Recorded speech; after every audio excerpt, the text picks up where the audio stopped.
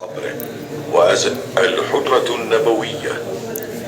هذا مراحل الحجرة. هي البيت الذي كان النبي صلى الله عليه وسلم يقيم فيه مع عائشة بنت أبي بكر الصديق رضي الله عنها، واشتهرت بالحجرة النبوية لأن النبي صلى الله عليه وسلم مات ودفن فيها، وهي ضمن الحجرات النبوية التي يسكن فيها مع أزواجه صلى الله عليه وسلم ورضي الله عنهم.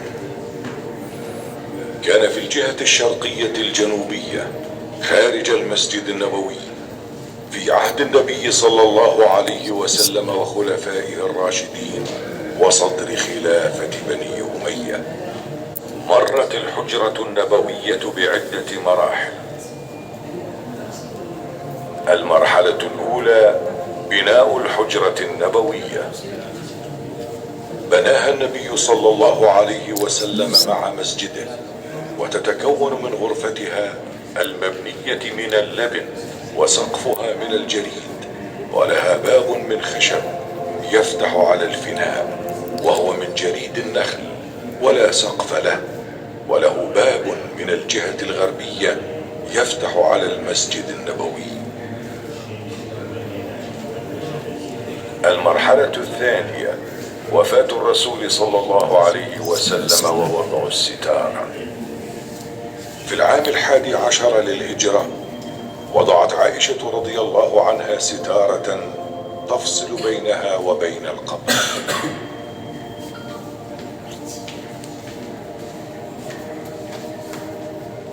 المرحلة الثالثة وفاة أبي بكر الصديق رضي الله عنه وإزالة الفناء.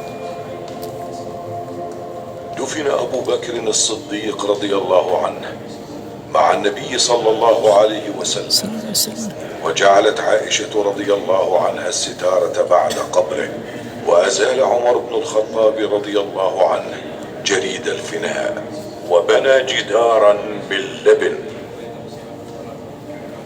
المرحلة الرابعة وفاة عمر بن الخطاب رضي الله عنه وبناء حائط به فتحة للسلام.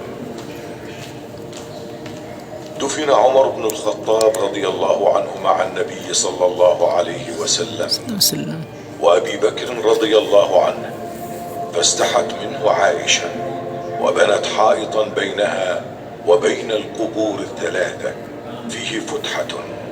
كان بعض التابعين يستأذنون عائشة للوصول إلى القبور ويسلم عليها. المرحلة الخامسة إغلاق فتحة الحائط.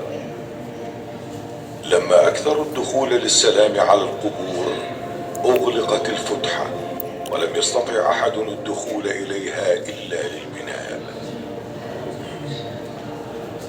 المرحلة السادسة وفاة أم المؤمنين عائشة بنت أبي بكر رضي الله عنهما وإغلاق باب الحجرة.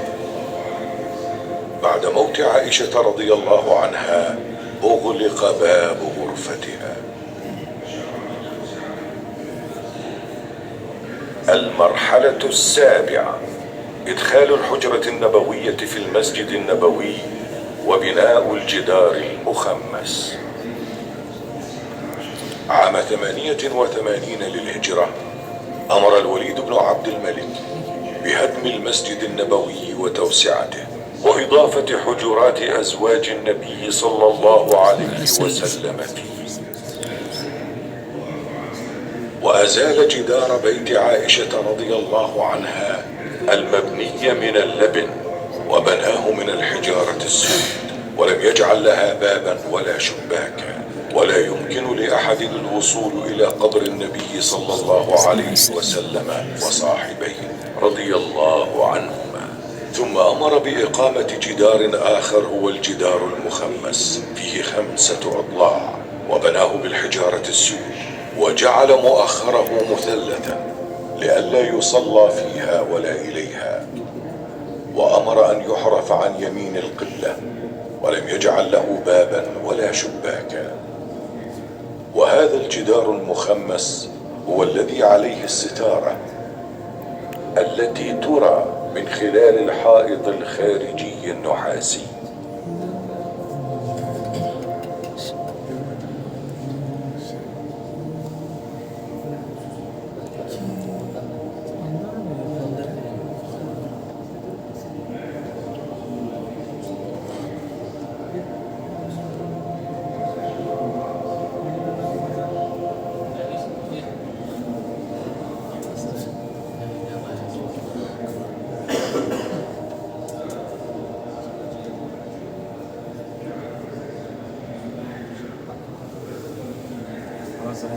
تفضل يا حبيبي. الحجرة النبوية